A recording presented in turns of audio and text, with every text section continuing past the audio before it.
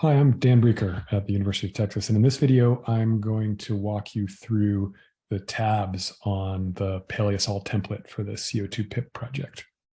The Paleosol template is called Paleosol Author Year. You are going to change author and year to the publication that you're working on before you submit this, and I'm going to show you how to get started here. There are 4 tabs at the bottom of this workbook. The first one says start here when entering data. That's where you want to start. And there's some questions that you can answer here. So I'm going to, for instance, type in my name here, Dan, and my email address. And I can show you on the next tab how this works. Okay. And then you'll fill in this other information as well. This is just going to pre-populate cells on the next tab and just save you time. And then in the next step down here, there are some more questions. These questions are relevant to the particular publication that you're entering data for. So I'm just going to say no here. This is a pull down menu. So I'm going to say no here. And what this will do is it will gray out cells that are not relevant for the particular data set that you're interested in here. So that will also just save you time. A lot of what we've done here to set up this spreadsheet is just to try to make things as unambiguous and as easy as possible. And then in step 3, that's the following tabs. We're going to move on to that in a second. And the last thing you do before you submit these spreadsheets is that you'll just come back to this initial tab and you'll enter in here the total number of rows that you used. I'm going to click on the Paleosol data tab and just go through this pretty quickly. And then I'm going to make another video for more detailed information about this tab. There are a lot of columns here. So you'll see that in green are the columns that will auto-populate based on information that you've provided on the first tab. So you'll see that my name has shown up here in column K, and my email address has shown up here in column L. And if I had filled in all of the cells on the start here when entering data tab, the other cells and columns here would be filled in as well. The other thing I want to point out on this tab is these cells that are in blue. These columns contain formulas that will auto-calculate based on your entries in the other parts of this tab. So you do not need to enter any values here. These will automatically show up based on what you enter in columns that are to the right.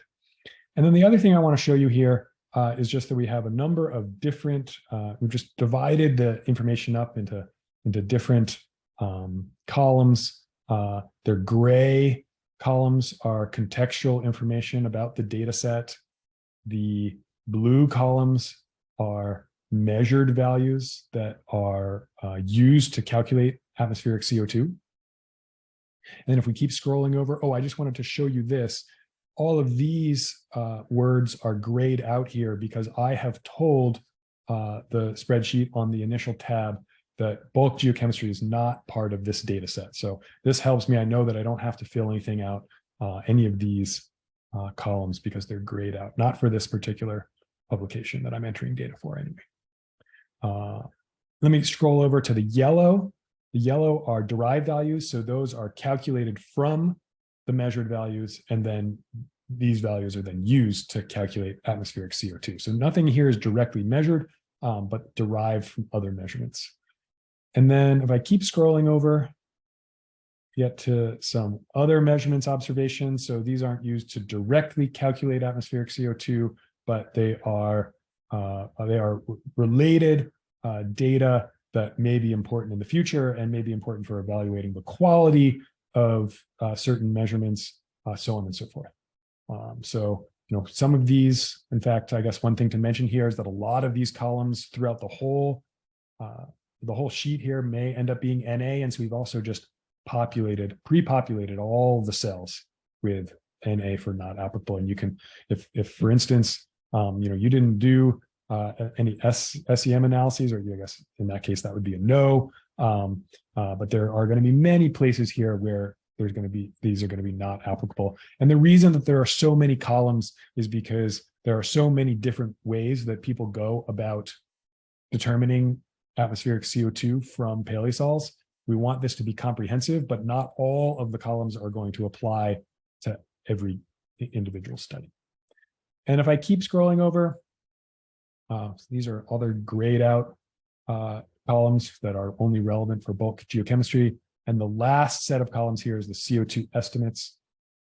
And then finally, there's a notes column. The notes column is a good place to just put any information that doesn't really fit into any of the columns, but may help a user who's looking at this spreadsheet understand how the atmospheric CO2 concentrations are reconstructed. Okay, and then I'm going to keep moving over to the next tab, which is the age data tab.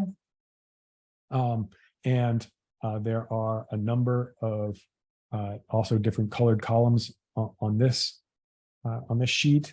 There's the age depth data.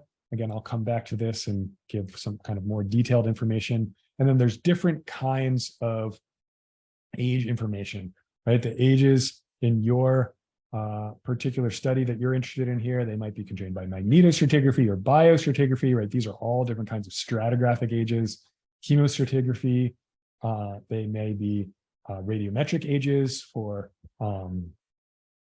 dating of ashes that are in the section, or there might be detrital zircons here and here. And so we tried to incorporate all the at least common types of ways that these materials are dated. And then again, at the end, we have a column for notes where you can just describe anything that doesn't fit really into any of the other columns. And that's really all of the tabs that you need to worry about. The final tab is a vocabs tab. It's locked. I can click on it so you can see what it looks like, but this is just the way that all the pull down menus are built. And so we have a number of pull down menus. The idea for the pull down menus is just to keep responses as similar and coordinated as possible. So where we thought it was appropriate, we put in these pull down menus, and this is how that's built. So you won't need to do anything with the vocabs tab, but if you actually, let's go over to here, right? You might have, in this case, if you did some radiometric dating, there's a pull down and there's common minerals that are dated radiometrically. So you have a choice here.